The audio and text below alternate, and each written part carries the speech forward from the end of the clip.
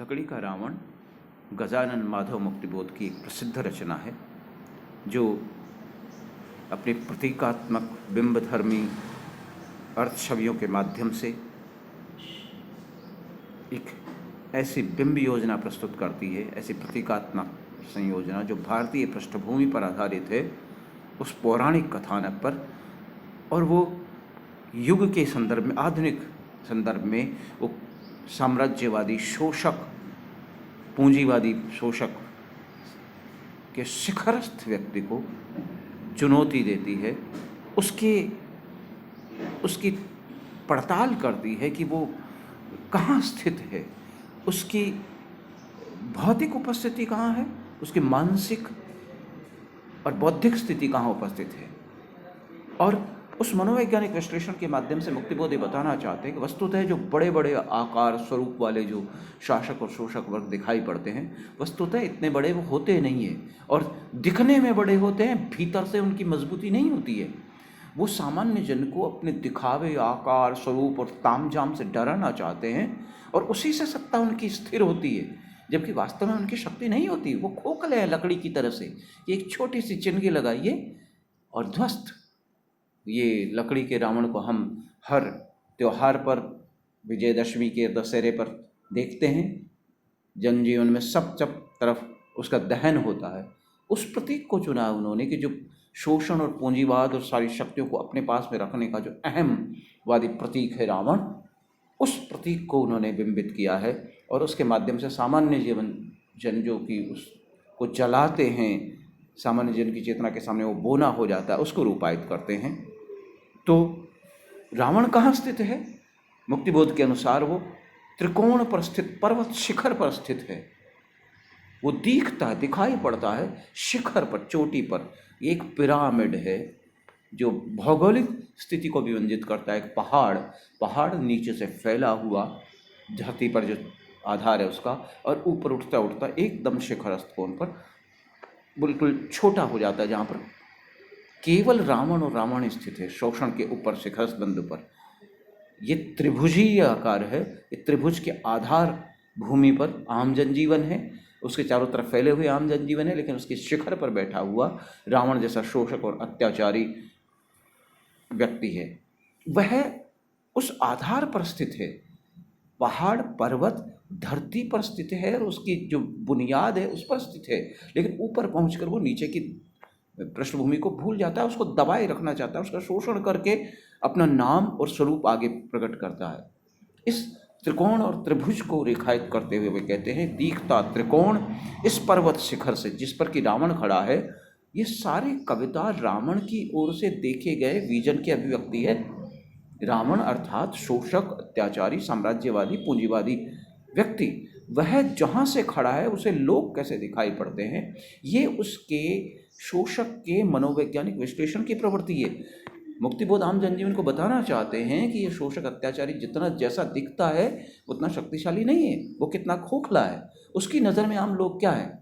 इस कविता को पढ़ते हुए सामान्यतः याद आते हैं हेनरी फोर्ड, जिन्होंने कभी कहा था कि मेरे लिए मनुष्य एक प्रशिक्षित बंदर से अधिक कुछ नहीं है, यानी केवल उपयोगिता की वस्तु है, मुझे उससे मतलब नहीं कैसा है वो, कैसा नहीं है, उसी के ऊपर वो स्थित है। इसलिए तो यहाँ पर मुक्तिबोध कहते हैं कि ये जो नीचे वाला आधार भूमि पर स्थित हैं, या उसके आसपास, पर्वत के आसपास में जो फैला हुआ कोहरा है, ज्योग्राफिकल दो प्रतिमान चुने उन्होंने, एक पर्वत शिखर, दूसरा कोहरा। वो कोहरा आम जनजीवन का प्रतीक है, चारों तरफ फैले हुआ, उसमें जैसे कोई शक्ति और ताकत नजर नहीं आती, नीचे फैला हुआ है, मटमैला सा, भस्मीला सा, राख की तरह से। लकड़ी को जलाने के बाद में राख ही बचती है, वो राख बचती है। आम जनजीवन रावण जैसे व्यक्ति को खत्म करती है, वो राख जैसी स्थिति हो जाती है उसकी, आम जनजीवन खत्म करता है, धूल से उठा हुआ, अंधेरे में जो स्थित है, जो दिखाई नहीं पड़ता सामान्य जन के बीच में। उनका कोई न कोई चेहरा है, न रूप है, न आकार है। सामान्य जन निर्विशेष व्यक्ति है। मुक्तिबोध सामान्य जन चेतना के कवि हैं। वे इस साम्राज्यवादी ढांचे को स्पष्ट तो करते हैं, लेकिन भारतीय प्रतीकों, पौराणिक प्रतीकों, ऐतिहासिक संदर्भ के प्रतीकों को उठाकर वे उसे सामान्य जनजीवन तक इतने सरसता और प्रभावशाली से प्रकट करते हैं कि वो दूसरे कवियों से विरल नजर आते हैं।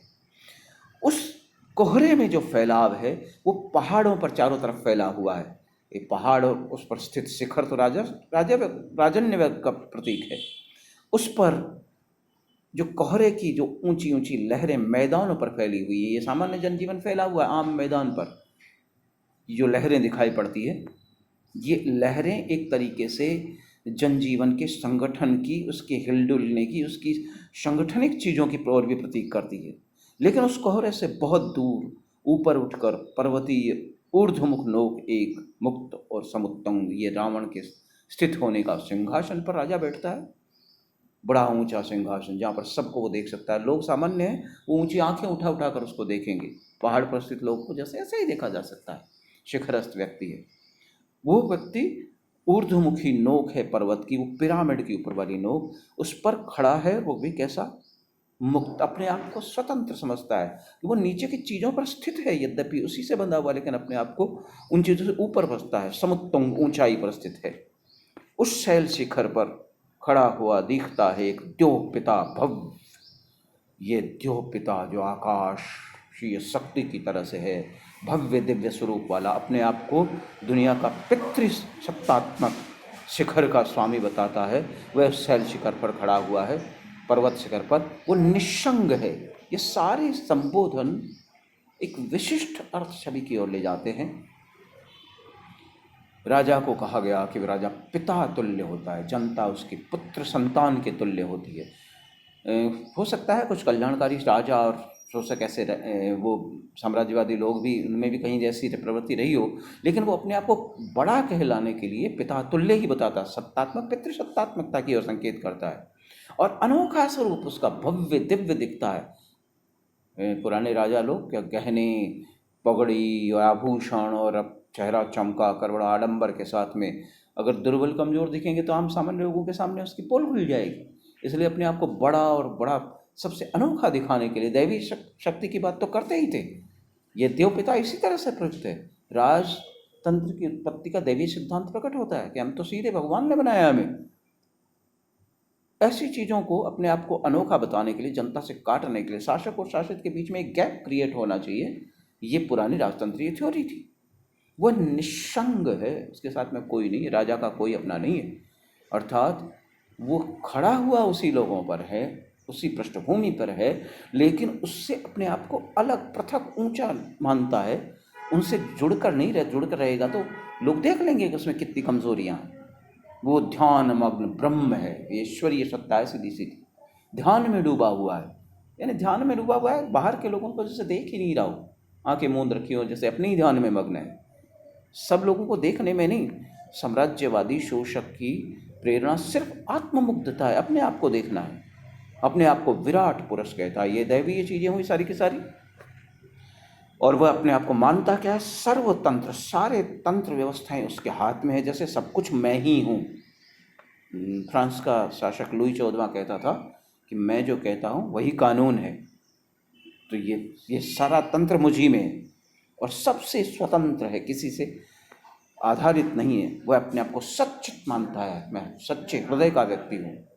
मेरे उन अनाकार कंधों पर विराजमान बड़ा खड़ा है सुनील। ये एक दंभ की उक्ति है। जो राजा साम्राज्य लोग यही समझते हैं कि दुनिया मेरे पीछे चलती है, सबको मैंने ही उठा रखा है, ये आकाश पाताल धरती मेरे ही बल पर टिके हुए हैं। अभी आभास ये हो सकता है कि कभी वो टिटहरी भी कभी कल्पना करती है कि आकाश मेरे ही टांगों पर टिका है, ऐसा भी हो सकता है, क्योंकि कहा जाता है अपने यहाँ पर दंभ तो किसी का नहीं रहा, सब ध्वस्त हो जाते थे। मेरे इन अनाकार कंधों पर, पर्वत शिखर पर जो फैले हुए हैं, इन पर सुनील नीला आकाश स्थित है, अर्थात मैंने आसमान को सिर उठा रखा है। वह शून्य अंतरिक्ष जो है उसमें स्थित सारी चीज़ें मेरे साथ से हैं, जो परे हुए दूर इस पृथ्वी से, रवि, सूर्य, चंद्रमा, तारे, प्रकाश मंडल, उसके परे भी जो स्थिति है वो, उसको सब कुछ मैंने स्थित कर रखा है। इसीलिए राजा, शासक लोग, शोषक वर्ग, साम्राज्यवादी अपने आप को स्वामी साबित करने के लिए अपने आप को बहुत दैवीय और बहुत बड़ा बताते थे। दोनों हम अर्थात मैं व शून्य देखते हैं दूर दूर तक फैला हुआ मटमैली जड़ीभूत परतों का लहरीला कंबल। ये एक शोषक की दृष्टि है, एक साम्राज्यवादी शिखरस्थ व्यक्ति की दृष्टि है, और उसके उस अंतरिक्षीय शक्ति साबित करना अपने आप को, उससे देखते हुए नीचे फैले आम जनजीवन की ओर देखते हैं। मैं अभी थोड़ी देर पहले कह रहे थे कि ये एक रावण की, एक शोषक की ओर से देखे गए एक विजन की अभिव्यक्ति है। वो लोगों को कैसे देखता है, चारों तरफ दूर दूर तक फैले हुए हैं मट मेला जड़ीबूट परतों का नीला कंबल। आम जनजीवन कंबल की तरह से फैला हुआ है। वो कैसा है, मट मैले रंग का है, मिट्टी में मिला हुआ जैसे सना हुआ मैले रंग का आम जनजीवन। उतना एक और भव्य दिव्यता है, अनोखा आकर्षण है, दूसरी ओर आम में जनजीवन मट मेला, मिट्टी से मिला हुआ। मिट्टी ही शक्ति है, हाँ, मिट्टी से मिलकर के गंदगी भी होती है, लेकिन वो उनसे ऊपर है रावण, जबकि सामान्य जन उससे जुड़ा हुआ है, धरती से जुड़ाव की ये विशेषता है। जड़ी भूत, जिसकी जड़ें वहीं जम गई है। आम लोग जड़ से उखड़े जमे हुए, ये जड़ से उखड़ा उखड़ा हुआ व्यक्ति है जो शोषक वर्ग है वो। उन परतों में लहरीला कंबल, ये लहरीला कंबल इसलिए है कि सामान्य जनजीवन में भी कुछ हलचल है, कुछ लहरें हैं, कुछ बातें उठ रही हैं जो उसको आगे परेशान करने वाली है। और छोरहीन, सामान्य जन की सबसे बड़ी ताकत है उसका फैलाव, उसका विस्तार, उसकी बहुसंख्या।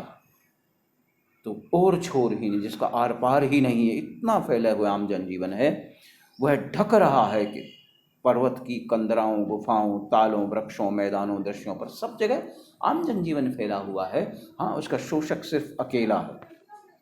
अब कविता में एक नाटकीयता आती है। मुक्तिबोध कहते हैं, अकस्मात दोनों हम, मैं व शून्य, देखते हैं कि कंबल की कोहरेली लहरें हिल रही, मुड़ रही। ये जन आंदोलन की अभिव्यक्ति है कि जन चेतना का उभार हो रहा है, और उसको देखकर अकस्मात, मुक्तिबोध की सबसे बड़ी विशेषता उनकी कविता की है नाटकीयता, ट्रेजिक। मुक्तिबोध कहते थे, कभी कहा जाता था वो बचपन में थोड़ा बड़े होने पर जासूसी उपन्यास पढ़ते थे। उनकी पोइट्री में बार बार यकायक, अचानक, अकस्मात ऐसी चीज़ें आती हैं जो उनको, कविता को एक नाटकीय स्वरूप देती है, रोचकता भी देती है। तो शोषक रावण अपने शिखरस्थ स्वरूप के साथ में, अपने उस अंतरिक्ष शून्य के साथ में वो देखता है, तो नीचे कोहरेली जो कंबल है उसकी लहरें हैं वो हिल रही हैं। ये जन आंदोलन के व्यक्ति, जनता में कुछ न कुछ सुगबुगाहट है, वो मुड़ रही है, उनमें मोड़ आ रहा है। पहला जैसे चल रही थी वैसे नहीं, अब उनमें कुछ न कुछ परिवर्तन हो रहा है। क्या ये सच है? उसका विश्वास नहीं होता कि क्या ये जन क्रांति, ये सामान्य जन जी भी कुछ कुछ कह सकता है, कुछ हिल सकता है, उसकी भी कोई इच्छाएं हो सकती है कि कंबल के भीतर है कोई करवट बदलता सा लग रहा। उसे लगता है आम लोगों के बीच में भी कुछ न कुछ परिवर्तन हो रहा है क्या? ये चीज़ उसको आश्चर्य में डाल देती है कि ऐसा भी कभी हो सकता है, कंबल के भीतर है कोई जो करवट बदल सा लग रहा। आंदोलन, ये प्रश्नात्मक चिन्ह के, अच्छा ये आंदोलन हो रहा है, ये लोग आंदोलन करेंगे? दंभ की अभिव्यक्ति है। नहीं नहीं, मेरी आंखों का भ्रम है। अपने आप को भ्रम में डाले रखना चाहता है, सहज रूप से विश्वास नहीं करना चाहता कि नहीं नहीं मुझे ही भ्रम हुआ है, लोग ऐसे, ये लोग कहाँ से हैं कोई आंदोलन करेंगे। फिर भी उस आर पार फैले हुए कोहरे में लहरीला असंयम, फिर भी उसे दिखाई तो पड़ता है कि उपस्थित है, कहीं ना कहीं उसमें संयम नहीं है। आम जनजीवन कुछ बात कहे तो कहता है तुम संयम तोड़ रहे हो। कानून व्यवस्था की पहली स्थिति होती है संयम, कंट्रोल, नियंत्रण। उस नियंत्रण से बाहर जा रहे हैं, यही उसको दुखद लगता है। रावण अपनी अभिव्यक्ति, हाय हाय कितने दुख की अभिव्यक्ति की, ऐसा कैसे हो सकता है, जो जैसे चला रहा था वैसा परिवर्तन क्यों हो रहा है उसमें? क्या है यह, मेरी ही गहरी सांसों में कौन सा है नया भाव? उसे विश्वास नहीं होता तो कहता कहीं पर मेरी सांसों में ही कोई, मेरी सांस प्रश्वास में ही, मेरी आहों में ही कोई नई चीज़ तो नहीं है, कहीं मैं बेकार में ही डर रहा हूँ? ऐसी की तो अभिव्यक्ति नहीं है। क्रम से कोहरे की लहरीली सलवटें मुड़ रही, जुड़ रही, आपस में गुथ रही। ये जन चेतना और जन आंदोलन की सशक्त अभिव्यक्तियाँ, उसकी हलचलें हैं। ये दिखाई पड़ता है रावण को कि कितनी ताकत बटोरी जा रही नीचे से। क्या है यह क्या क्या मजाक है? सीधी अभिव्यक्ति है उसकी, जो परिवर्तन हो रहा है उसको वो मजाक घोषित करना चाहता है, उसे भरोसा ही नहीं होता, एक दूसरे से लांछित करना चाहता है। और वो अनाम और अरूप कोहरे की लहरों जो अनगिनत रूप से अनेक आकृतियों में, अनेक संगठनों के रूप में उभर रही हैं, वो दिखाई पड़ रहे हैं, उन पर वो भरोसा नहीं करना चाहता, उनको मजाक साबित करना चाहता, हल्के फुल्के तौर पर लेने के लिए।